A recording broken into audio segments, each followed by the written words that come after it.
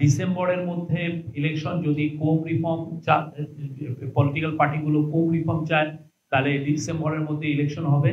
আর যদি না তারা চান যে আমরা আরো কিছুদিন থাকি, সেক্ষেত্রে ইলেকশন উনি বলেছিলেন যে না, এটা আইএসপিআর তো এটা নিয়ে আমার মনে হয় দুইটা স্টেটমেন্ট দিয়েছে, আপনারা দেখেছেন, সেখানে বিস্তারিত বর্ণনা আছে। আর বাকি আপনারা জানতে চাইলে কক্সবাজার পুলিশ আছে, তাদের সাথে কথা বলতে পারেন। গত গভর্নমেন্টের সময় দেখেছি যে কিভাবে কস্টকে বাড়ানো হয়েছে। এখানে আমরা বলেওছি যে মানে কিছু প্রকল্প ব্যয় 70% বেশি পুরো এশিয়ার মধ্যে। আসসালামু আলাইকুম। আজকে অনেকগুলো ইম্পর্টেন্ট মিটিং হয়েছে। আজকে সকালে আমাদের যে অর্থনীতির যে আমরা যে রুইন অবস্থায় পেয়েছি এবং তার থেকে উত্তরণের পথ কি, সেটা নিয়ে একটা বড় মিটিং হয়েছে। সেখানে আমাদের মাননীয় চিফ অ্যাডভাইজার মহোদয় প্রফেসর মোহাম্মদ ইউনুস সেটাকে প্রিজাইড ওভার করেছেন, সভাপতিত্ব করেছেন। সেখানে সালেউদ্দিন ছিলেন আমাদের finance adviser, industries adviser Adilur Rahman Khan ছিলেন, প্ল্যানিং এবং education adviser doctor Wahiduddin Mahmud ছিলেন, কমার্স অ্যাডভাইজার শেখ বশির উদ্দিন ছিলেন, খাদ্য অ্যাডভাইজার আলী ইমাম মজুমদার ছিলেন, আরো আর সিনিয়র অনেক সেক্রেটারি ছিলেন, প্রিন্সিপাল সেক্রেটারি ছিলেন, আশিক চৌধুরী বিডার চিফ উনি ছিলেন, এবং আরো অনেকে, খায়রুজ্জামান চৌধুরী উনি ফাইন্যান্স সেক্রেটারি ছিলেন, এবং বাংলাদেশ ব্যাংকের গভর্নর আহসান এইচ মনসুর ছিলেন। সেখানে অনেকগুলো বাংলাদেশের অর্থনীতি এখন কি অবস্থায় আছে এবং সামনে যে আমরা কি কি মেজার নিলে, কি কি রিফর্ম নিলে এই আমরা গ্রোথকে এক্সিলারেট করতে পারবো এবং জব আরো কত বেশি জব তৈরি করা যায় সে বিষয়ে আছে। তো সেই জন্য আসলে অনেকগুলো বিষয়ে কথা হয়েছে। তার মধ্যে ইম্পর্টেন্ট একটা ডিসিশন ছিল যে সরকারের প্রত্যেক স্তরে ডিসিশন মেকিং এ ই ফাইলিং চালু করার সিদ্ধান্ত হয়েছে। এটা শুধুমাত্র দেখা যাচ্ছে যে এখন যেমন বিডাতে ই ফাইলিং আছে, কিন্তু অন্যান্য অনেক গভর্নমেন্টের মন্ত্রণালয়ে বা এজেন্সিতে দেখা যাচ্ছে ই ফাইলিং নাই। তো সেক্ষেত্রে যেটা হয় যে আপনি হয়তো বা ই ফাইলিং এর মধ্যে একটা ইমেল করলেন, একটা ডিসিশন বা ইন্টারনেটের মাধ্যমে পাঠালেন, কিন্তু দেখা যাচ্ছে যে আরেক জায়গায় পুরো বিষয়টা হচ্ছে ম্যানুয়ালি।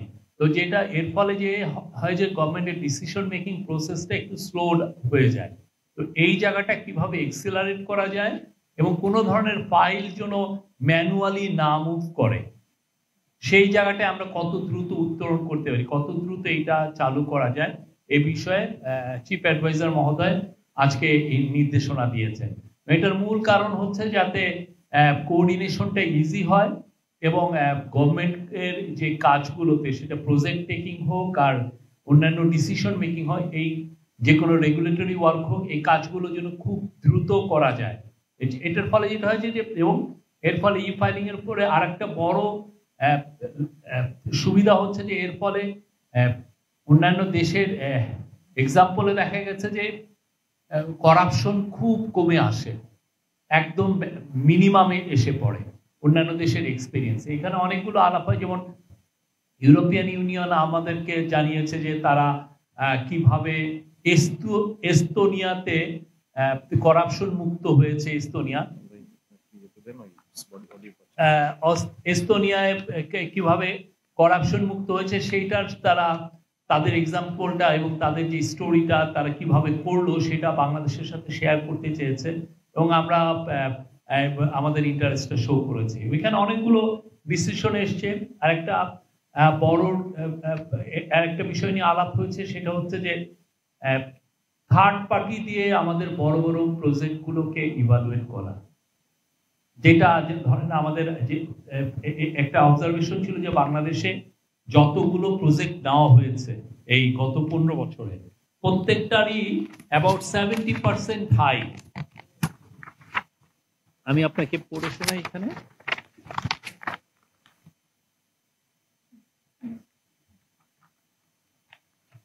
উন্নয়ন প্রকল্প গড়ে 70% ব্যয় বৃদ্ধি ছিল, এটা 2009 থেকে 2023-এর মধ্যে। এবং রাজনৈতিক প্রভাব ও অযৌক্তিক প্রকল্পে ব্যয়ের মাধ্যমে 14 থেকে 24 বিলিয়ন মার্কিন ডলারের সমপরিমাণের অর্থ অপচয় হয়েছে। তো এই জিনিসগুলোর জন্য মানে যাতে থার্ড পার্টি ইভালুয়েশন করা যায়, এটার ফলে একটা দেখা গেছে যে আমরা একটা মেট্রো প্রজেক্টে, মেট্রো রেলের আর একটা অংশের প্রজেক্টের ইভালুয়েট করেছে, কস্ট ইভালুয়েট করেছে, যেটা আগের থেকে কস্ট ছিল, ওরা আগের গভর্নমেন্টের সময় ওরা কস্টিংটা করেছিল, ওইটা এডিবি দ্বারা এটা যখন ইভালুয়েট করা হয়েছে দেখা গেছে যে একটা না, এটা 5.2 বিলিয়ন ডলারের প্রজেক্ট ছিল। এডিবি ইভালুয়েট করে দেখেছে যে এটা 500 মিলিয়ন ডলার এখানেই সেভ করা যায়।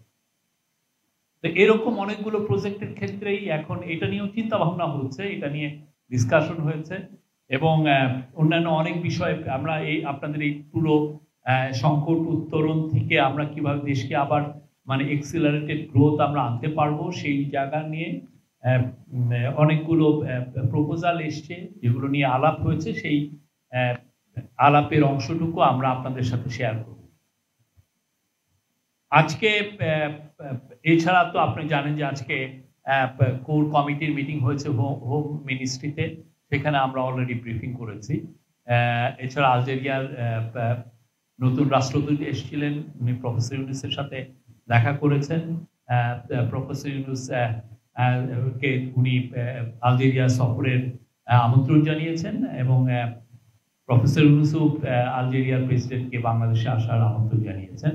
এবং তাদের সাথে বাংলাদেশ, আলজেরিয়া জানেন আফ্রিকার কান্ট্রিগুলোর মধ্যে আলজেরিয়া একটু বেটার, একটু ইকোনমিক্যালি তারা ওয়েল অফ, তো তাদের সাথে আমাদের আরো যাতে ট্রেড এবং ইনভেস্টমেন্টের সম্পর্ক আরো ডিপেন হয় সেই বিষয়ে আলাপ হয়েছে। এই বিষয়ে আজকে তো পুরোপুরি কথাবার্তা হলো, এটা নিয়ে এক ধরনের ডিসিশন হলো। এটা আপনারা একটা সময় জানতে পারবেন যে কত এটা যত দ্রুত করা যায় ই ফাইলিংটা সরকারি সব প্রতিষ্ঠানে, কোনো ধরনের কোনো ম্যানুয়াল আপনি যাতে কেউ, এবং এর মাধ্যমে আরেকটা জিনিস যে মনিটর করা, যে কোন ডেস্কে যে একটা ফাইল আসলে কতক্ষণ পড়ে আছে। অনেক সময় হয় না যে আপনি একটা ফাইল আপনি পাঠিয়ে দিলেন, দেখা গেল একটা ডেস্কে এটা 1 মাস পড়ে থাকলো। এই যে ই ফাইল এটা ট্র্যাকিং করাটা, এই ট্র্যাকিং সিস্টেমটাও থাকবে, যে আপনি ইনস্ট্যান্টলি জানবেন যে এই ফাইলটা এইখানে আছে। আমাদের তরফ থেকে যে কনসেনসাস কমিশন যেটা করা হয়েছে ইন্টারিম গভর্নমেন্টের চিফ অ্যাডভাইজারের নেতৃত্বে, কনসেনসাস কমিশনের তরফ থেকে আমি যেটুকু জানি সেটা হচ্ছে যে সবার কাছে এই হার্ড কপিগুলো গিয়েছে রিপোর্টের। ওনারা তো আপনি জানেন লাস্ট মিটিং এ ওনারা হার্ড কপিগুলো চাচ্ছিলেন, তো আমরা ইন্টারিম গভর্নমেন্টের কনসেনসাস কমিশন সবার কাছে হার্ড কপি পাঠিয়ে দিয়েছে। এখন ওরা পুরো চিত্ররা বিশ্লেষণ করছেন এই রিফর্মের রিপোর্টগুলো। এই রিপোর্টগুলো বিশ্লেষণ করে তারা তখন আমাদের কনসেনসাস কমিশনকে তাদের ফিডব্যাকটা জানাবে। আমাদের কাছে ইনফরমেশন এখন পর্যন্ত তথ্য উপদেষ্টা উনি পদত্যাগ করেননি, এটা হলো আমাদের কাছে ইনফরমেশন। আর বাকিটা ওনার বিষয়, আমরা এই বিষয়ে আর মন্তব্য করতে চাই না। আর রদবদল হবে কি হবে না এটা interim government led by professor Yunus তারা এটা ডিসিশন নেবেন। এটা আমরা এখনো জানি না কোনো রকমের কোনো ডিসিশন আছে কিনা। এটা আপনারা খুব শীঘ্রই জানতে পারবেন। কনসেনসাস কমিশন সবার আগে সবার থেকে ফিডব্যাক পেয়ে নিক, আমার মনে হয় আপনাদেরকে তারা জানাবেন। আচ্ছা, এটা আমি বলে নেই, ল অ্যান্ড অর্ডার সিচুয়েশনের ব্যাপারে আমরা যথেষ্ট সিরিয়াস।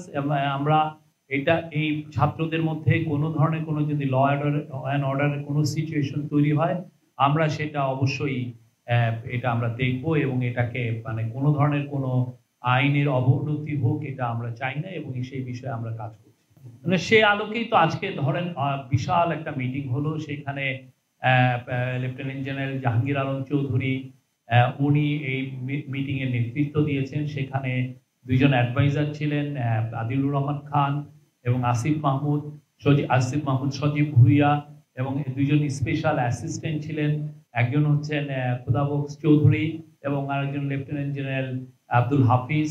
তারা ছিলেন, অনেক সেক্রেটারি ছিলেন, পুলিশের আইজি ছিলেন, হোম সেক্রেটারি ছিলেন,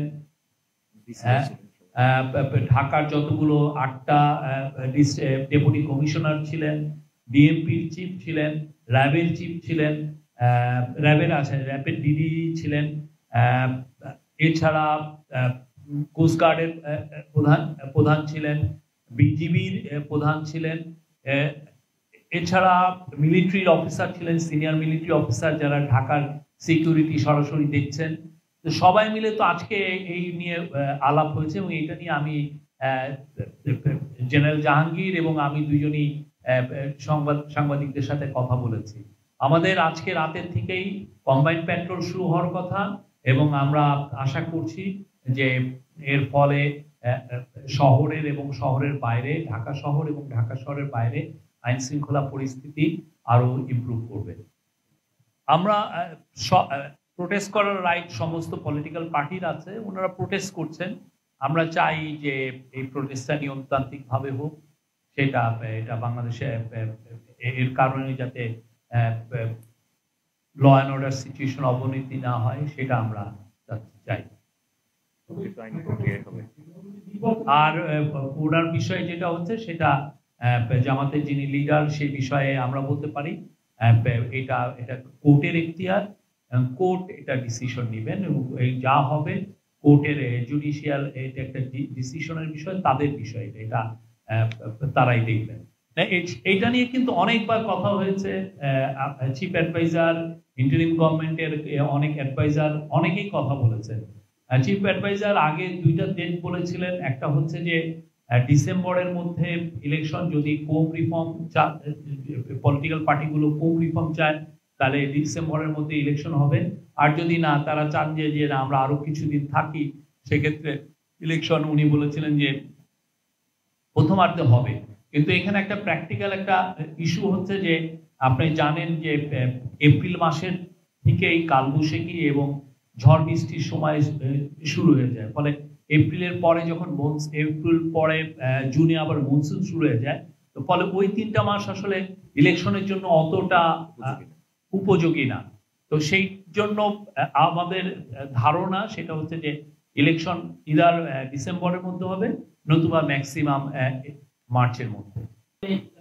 এটা ইন্টারিম গভর্নমেন্ট প্রফেসর ইউনূসের নেতৃত্বে ওনারা এই বিষয়টা ওনারা দেখবেন। এখনো এই বিষয়টা তাদের এটা ক্যাবিনেটের ডিসিশন। সোমবার এই পর্যন্ত এটা কোনো এই ধরনের কোনো আলাপ হয়নি কাউন্সিল অফ অ্যাডভাইজারি মিটিং না। এটা আইএসপিআর তো এটা নিয়ে আমার মনে হয় 2-3টা স্টেটমেন্ট দিয়েছে, আপনারা দেখেছেন, সেখানে বিস্তারিত বর্ণনা আছে। আর বাকি আপনারা জানতে চাইলে কক্সবাজার পুলিশ আছে, তাদের সাথে কথা বলতে পারেন। অনেক বাংলাদেশে তো অনেক বড় বড় প্রকল্প হয় এবং এই বড় প্রকল্পের ক্ষেত্রে একটা কস্ট একটা বিগ ইস্যু, এবং আমরা গত গভর্নমেন্টের সময় দেখেছি যে কিভাবে কস্টকে বাড়ানো হয়েছে। এখানে আমরা বলেওছি যে মানে কিছু প্রকল্প ব্যয় 70% বেশি। পুরো এশিয়ার মধ্যে বাংলাদেশে একটা রেলওয়ে ট্র্যাক আপনি বসান বা একটা 1 কিলোমিটার রাস্তা করেন, সব জায়গায় দেখা যাচ্ছে যে রাস্তার মানে এই প্রকল্প কস্ট অনেক বেশি। তো যদি আমরা থার্ড পার্টি ইভালুয়েট করে যদি আমরা প্রকল্প ব্যয় কমাতে পারি, সেটা তো বাংলাদেশের সবার জন্য এটা মঙ্গল, ঠিক না? আপনি $500 মিলিয়ন তো কেউ আপনাকে দিচ্ছে না। একটা থার্ড পার্টি আপনি ইভ্যালুয়েশন করে দেখছেন যে $500 মিলিয়ন আপনি কমাতে পারছেন। দ্যাট মিনস কি এক ধরনের ওই প্রকল্পে এক ধরনের পুকুর চুরির একটা আয়োজন হচ্ছিল। তো সেই জায়গায় এই ইন্টারিম গভর্নমেন্টের ডিসিশন হচ্ছে যে বড় বড় প্রকল্প যেটা সত্যিকার অর্থে এটার কস্টটা পুরো পুঙ্খানুপুঙ্খভাবে এটা নিরূপণ করা উচিত, সেগুলোর ক্ষেত্রে থার্ড পার্টি যদি কারো কাছ থেকে দিয়ে কোনো এটা কাউকে দিয়ে যদি এটা ইভালুয়েট করানো যায়, সেক্ষেত্রে অনেক ক্ষেত্রে হয়তো কস্টটা কমে আসবে। আমরা আইএসপিআর এর মাধ্যমে 2-3 স্টেটমেন্ট এখানে আসছে, আপনারা দেখেছেন। এটা একটা ল অ্যান্ড অর্ডার সিচুয়েশন ছিল, সেই সময় এই ঘটনাটা ঘটেছে। আর এইখানে যে কোনো মৃত্যুর ক্ষেত্রে যেটা হয় যে ওইটা ইনভেস্টিগেট করা হয়, এটা ইনভেস্টিগেট করা হবে। কিন্তু আর আপনি সত্যিকার অর্থে এটার সাথে রংপুরের ঘটনা মিলানোর কিছু নাই, সেটা ছিল ঠান্ডা মাথায় খুন, আমরা সবাই দেখেছি।